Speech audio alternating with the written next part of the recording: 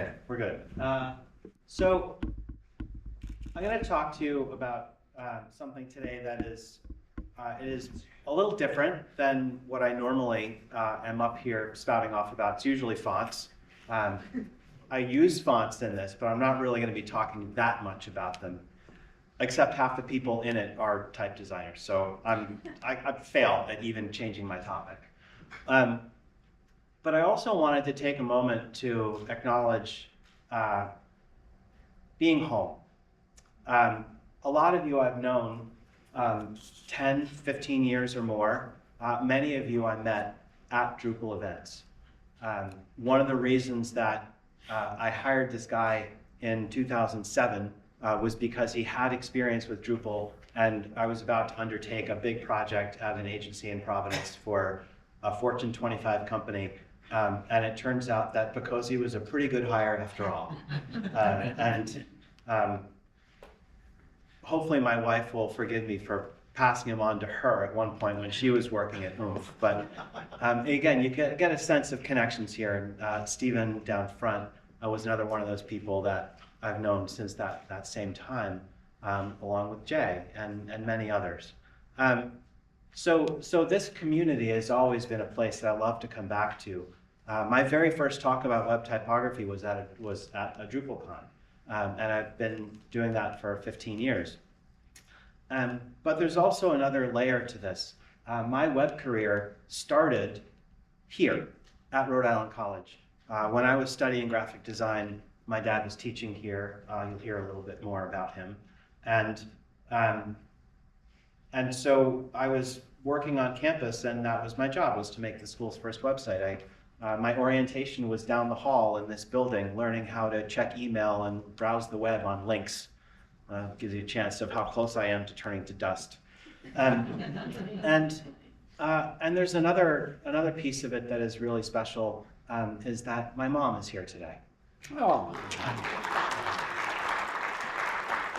Along with another very good friend of mine, whom you'll be seeing in here as well. So it means a lot to be here. It means a lot for John and the crew to ask me to give this talk to you today. So without further ado, I'm going to get into this and talk a little bit about the idea of curiosity, where it comes from, what we know about it, and relate to you some stories about some other people and what curiosity means to them, and how you might be able to incorporate it more into how you do your work. Now, this was originally more of a design-focused talk, but it really applies to all of us, whether you're a designer, an engineer, project manager, it doesn't matter. Questions are important to all of us. So, curiosity.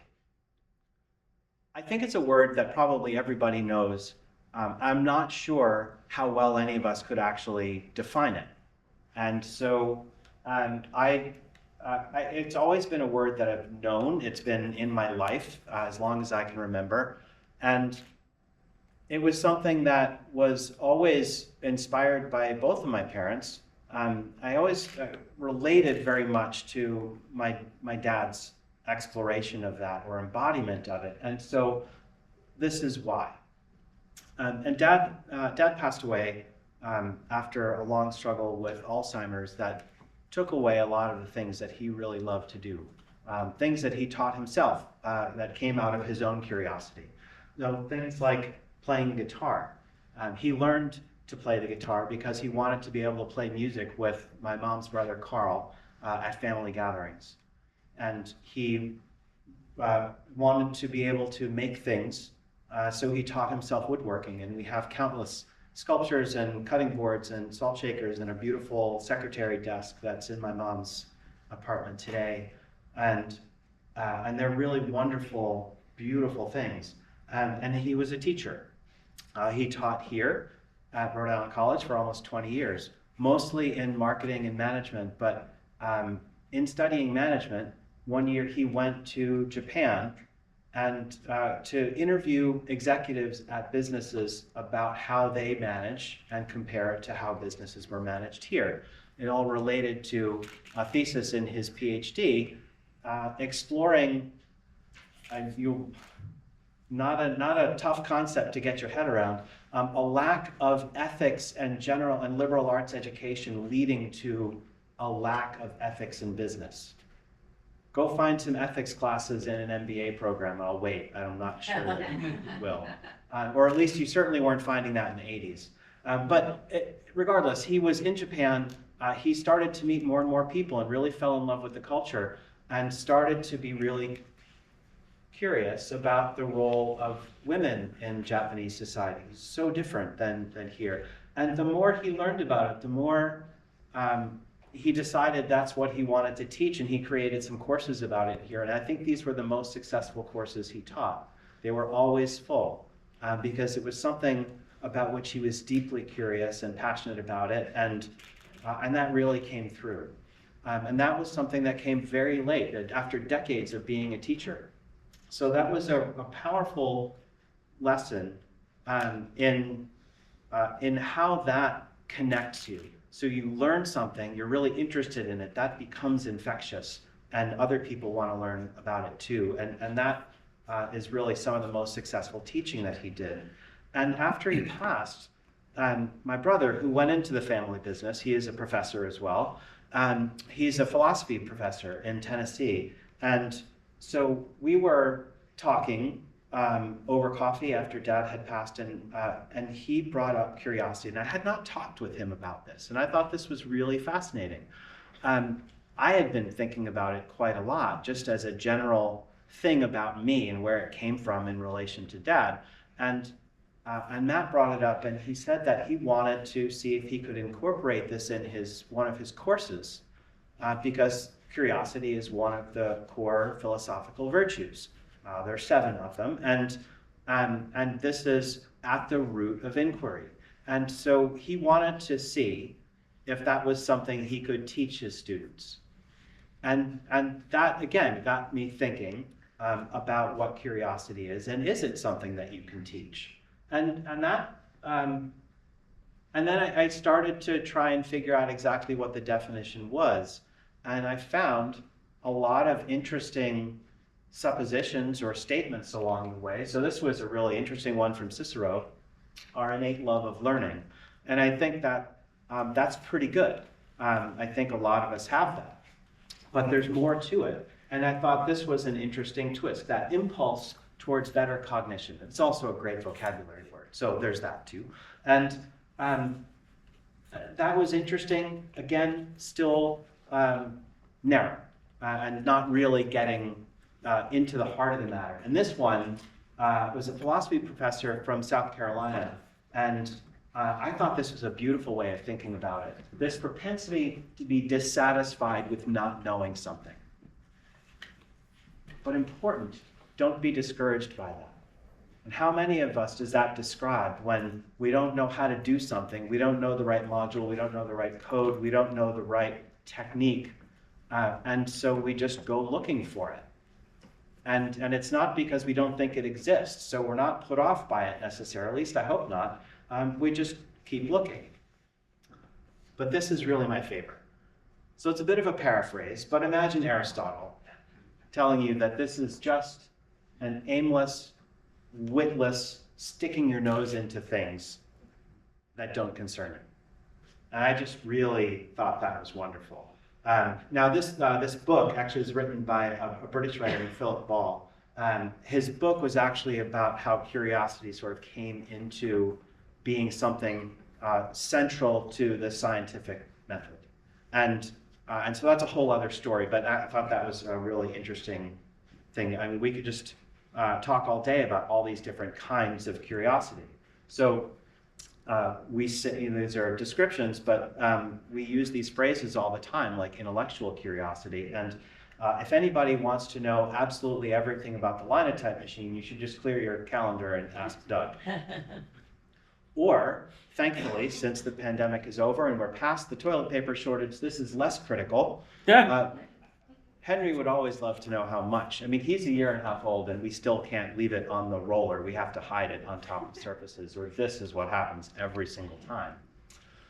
Or morbid curiosity. And this is really kind of that seemingly endless stream of Lammies that have met their match in Henry and or Leo. But the collection of them is pretty fantastic, so we decided we needed to keep that. But again, these are cute phrases and interesting descriptions, but I'm not sure that it's really getting to the heart of the matter. And then I found the most scholarly was this. So despite its pervasiveness, we lack even the most basic and integrated theory of the mechanisms and purpose of curiosity. So even these people that have spent gallons of ink and hours of study and research still kind of throw their arms up and say, well, it's something, we don't really know what. So I have come around to feeling that it is none and all of those things together. And I think that's what's so fascinating about it. So I come to think of it as it's a trait or a habit, but it's something that can be nourished and fanned and really help it come into being. And it is something that is entirely from you. Some people may have it, we may say innately curious, but it doesn't stop there. And we'll talk about that a little bit more. So what about in the world of design and technology? So I came up with the idea for this talk, and I wrote out the outline, and I was very excited, and I shared it with my wife, and she read through it, and she said, this is really, really interesting. You've had all these great stories from your life about curiosity, but maybe you should talk to someone else. So I took the subtle hint that maybe it shouldn't be about me, and I went and I found some other people and asked them what they thought about curiosity. So one of those people is here today, somebody I ride a bike with very often, but he's also someone who was the head of the graduate programs at Rhode Island School of Design, was an architect, had an interactive firm back when nobody really thought about interactive firms that has ended up being sold to Razorfish, I believe. But then has always come up with something else that catches his eye. He got into cycling, that's how we met, just out on a bike ride. But there is never an instance when something is mentioned in passing that doesn't spark an anecdote. And if you really want to fish for some of those nuggets, you can follow me on Strava and look for Story Times with Goldberg, and you will see an awful lot of those things hinted at. But on bringing up this topic and mentioning it to him that I was going to be doing some research into this and maybe like write a new talk about it, this was one of the things that he sent to me, and I really thought this was an interesting insight and completely false. I don't think he believes it, and I don't think he embodies it. This notion of curiosity being shallow and it's only through rigor that you really learn something. But I love that he didn't really believe it either, because this is from someone who's an architect, a designer, a polymath, and most recently a potter. There are some traits here that one might consider to be driven by curiosity. But there are other people that I thought would be interesting to talk to. So Eric Spiekermann is a type designer and graphic designer, been around for many, many years. And it was his book about typography that was the first book I ever bought to learn about typography. He was the first type designer whose name I ever knew. And I was just always impressed with his energy and his creativity and his openness to sharing what he knows, and able to get to know him over the years at events. And it was really a treat to get a chance to sit down with him. And as soon as we started talking, and I asked him the question, what does it mean to you? Said I'm always asked, and he says, this is always the foremost characteristic that I would ascribe to myself. And this amazing phrase in German, Neugier, which is literally the greed for the new. And I thought that was pretty perfect. It really, and also just so German of him. Curiosity always made him query everything, to learn as much as he could possibly learn and never take no for an answer. It also meant that he never had a proper education, which is another parallel. I'm sorry, Mom, I did not get the degree, and I probably never will. But he surrounds himself by people like that. So in all the people that he partners with, his clients and the people that work for him, those are the best people that he really loves working with, are the ones who have been naturally curious. And again, that's a bit of a cheat phrase. It's an easy thing to say someone is naturally curious, but I don't think you could tell if they were being intentionally curious instead. It's just a phrase. But you could also substitute natural for being habitual. And I think that is just as valid. If you are habitually curious, then you end up coming by all sorts of knowledge that you might not otherwise be privy to. And he was describing this period of time where he was embedded at a client's location as a designer. He was supposed to be working on the branding, and he was co-located with the marketing team. And the marketing team is really focused on putting out the message that they want in the world. But that's not necessarily the true culture of the company. And if your job is to brand the company, you need to really know about its DNA. And he found that taking the lift down to the cafeteria every day was how he got to meet other people in the company. And so he would ask questions, and he would sit with different people that weren't in the marketing department. And that's how he really came to understand how that company really worked. And that was a real eye-opening thing for him. That was 1979, 1980. It's guided his life ever since.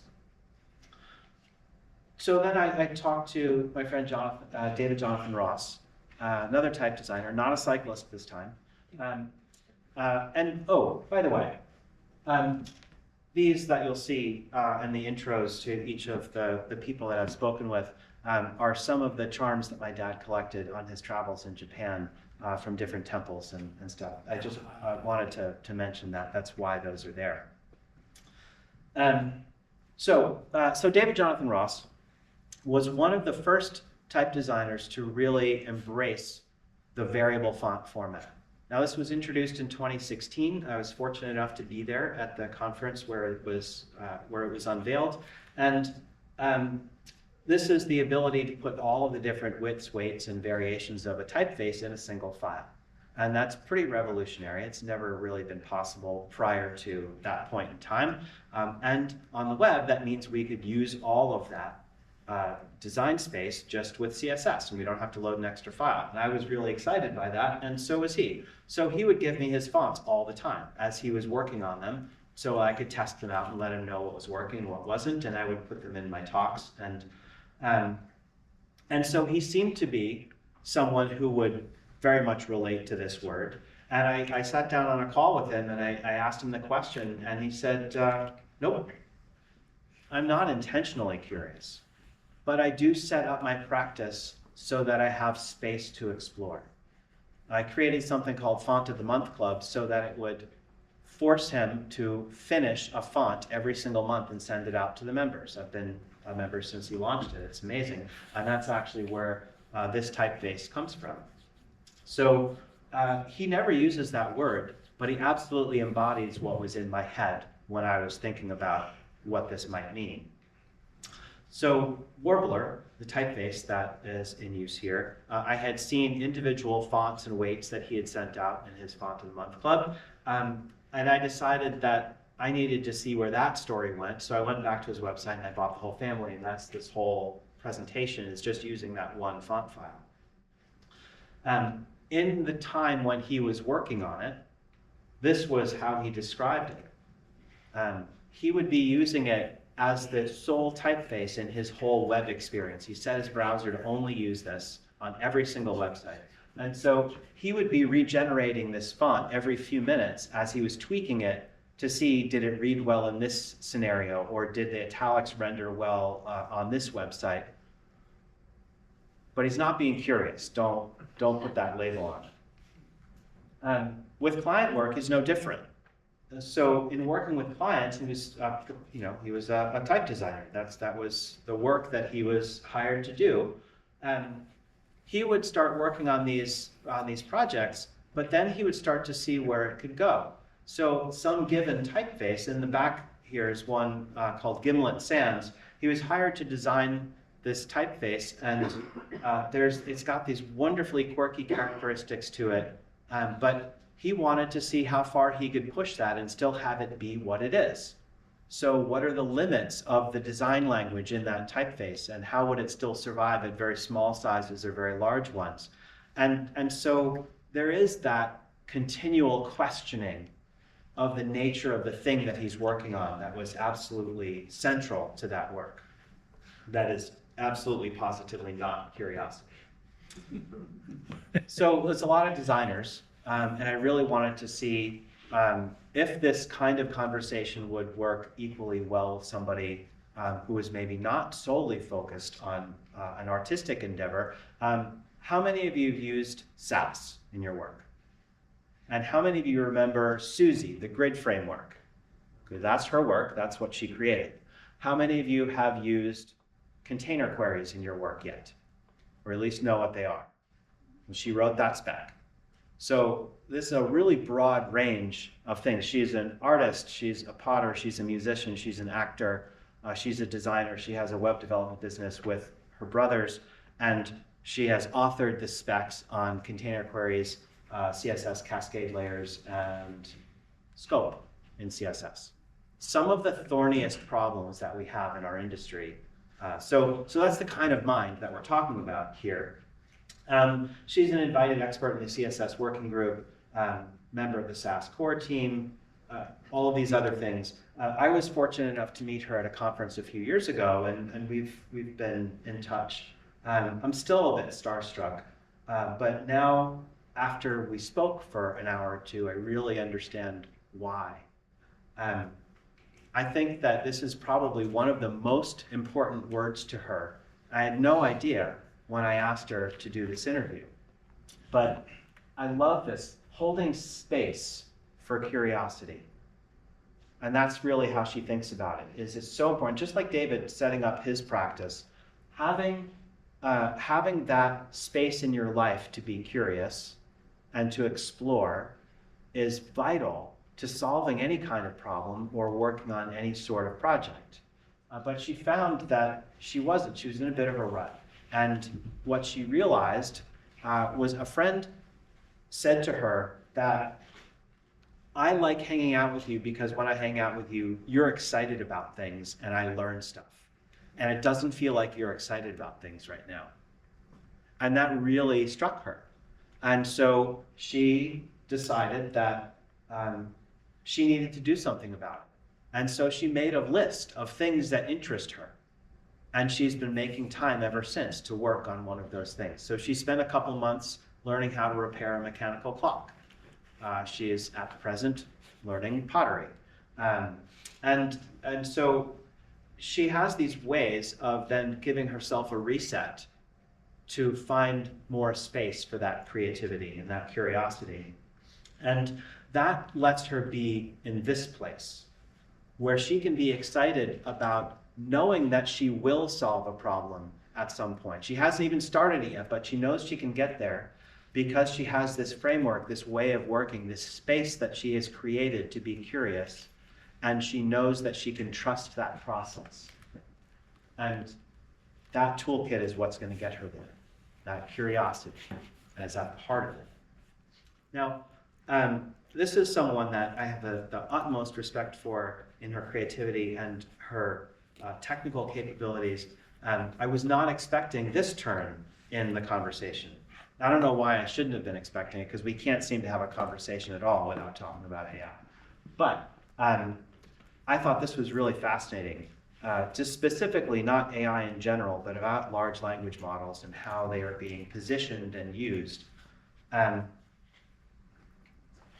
This was really, really fascinating because I identified with this so immediately. So what she's saying is, it feels like the way LLMs, ChatGPT, Claude, whatever else, is being used right now is like a direct attack on curiosity. It's saying that, don't worry about understanding this, we'll take care of it, it'll be good enough. That's a terrible phrase, good enough.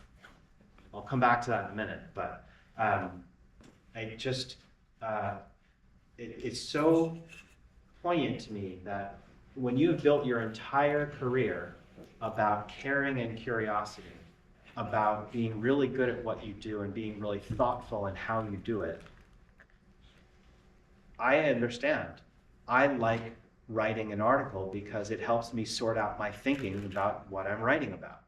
So the very idea of then outsourcing that is like taking away my thinking time. It's anathema to me. And she really feels the same way. They have their place. I don't want it to come across as this an anti-AI talk, but in the way they're being used, it's just taking a shortcut to, okay, this is good enough, let's move on.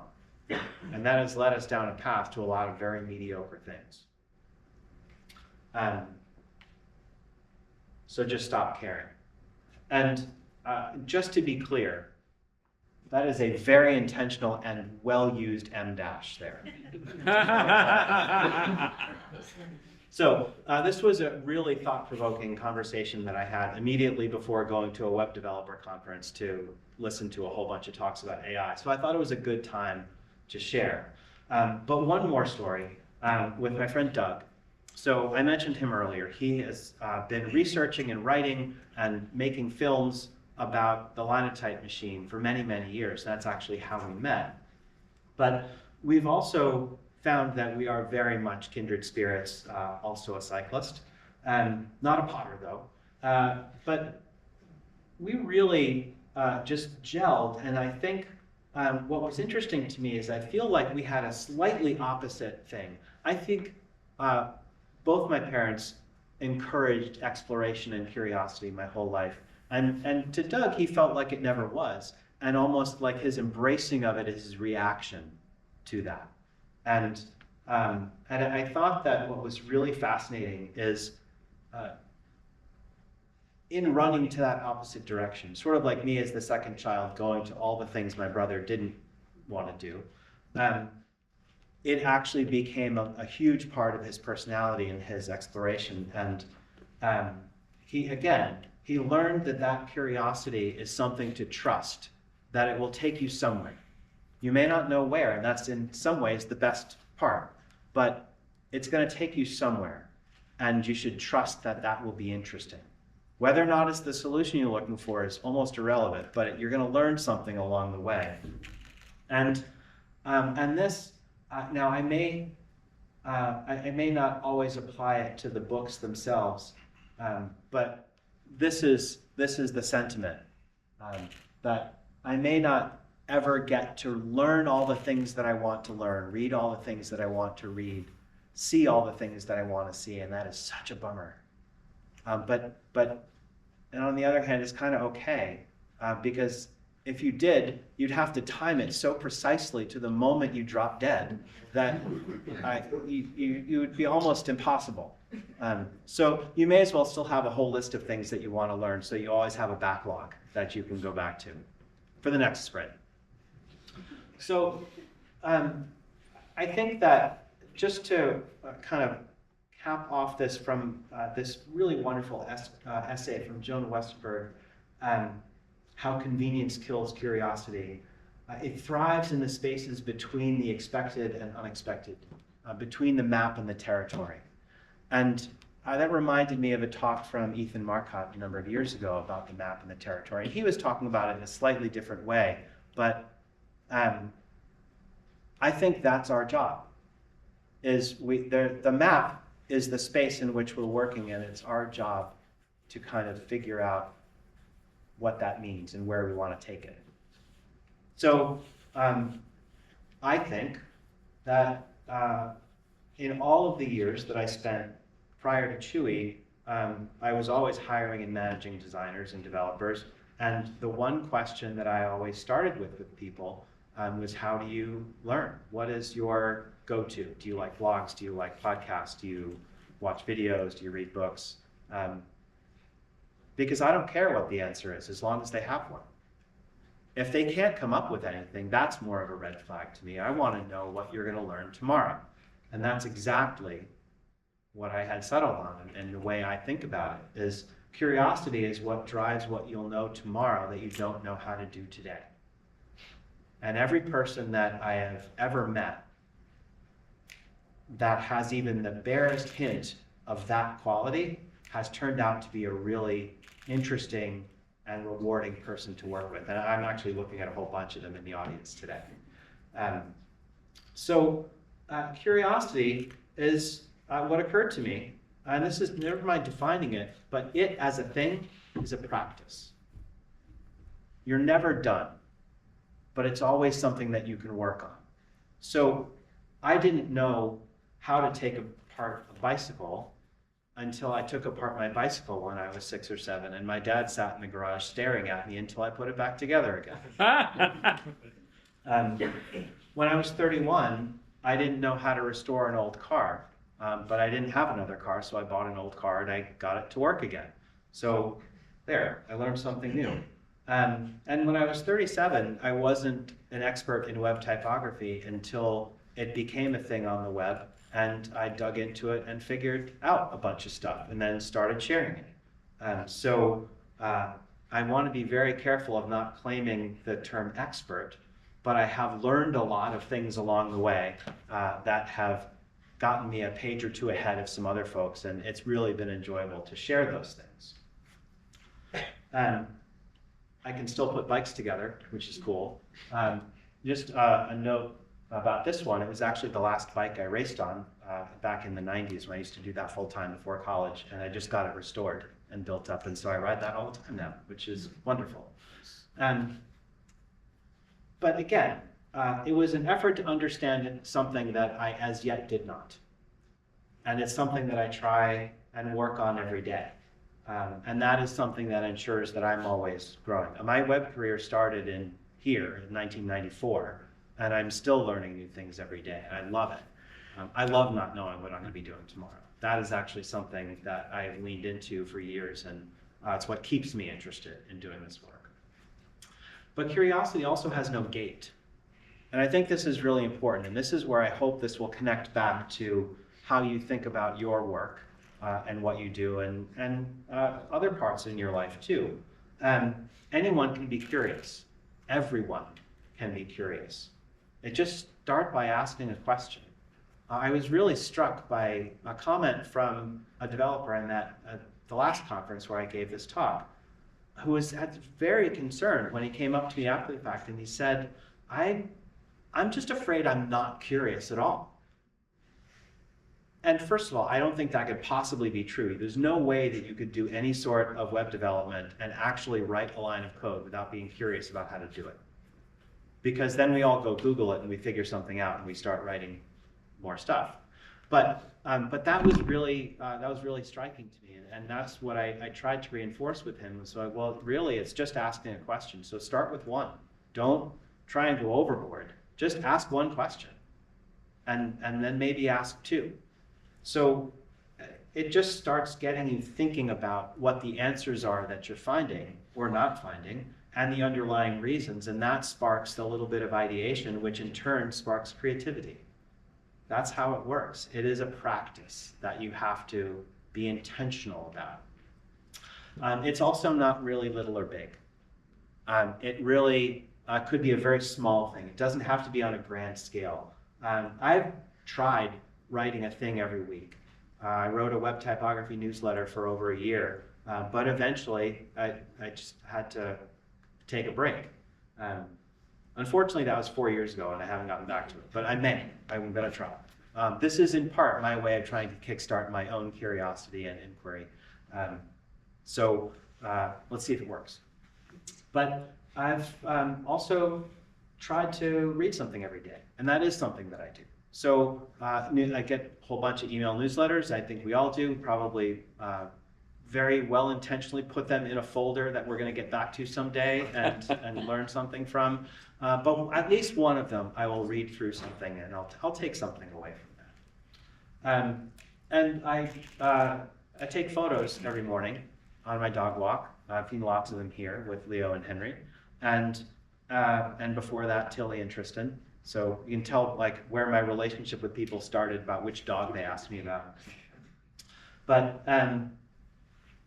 that's the intent, is not just to take a picture, but to try and find a vignette, a view, to try and create something, to create a moment and then try and capture that every day.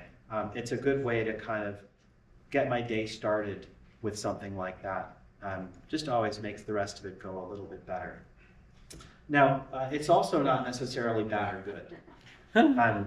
Now, curiosity can be used for lots of reasons, or it can play a big or little part in the work that you do. You can be a good developer and not be at all curious. Just do the work, finish the tickets, ship the code, and that's okay.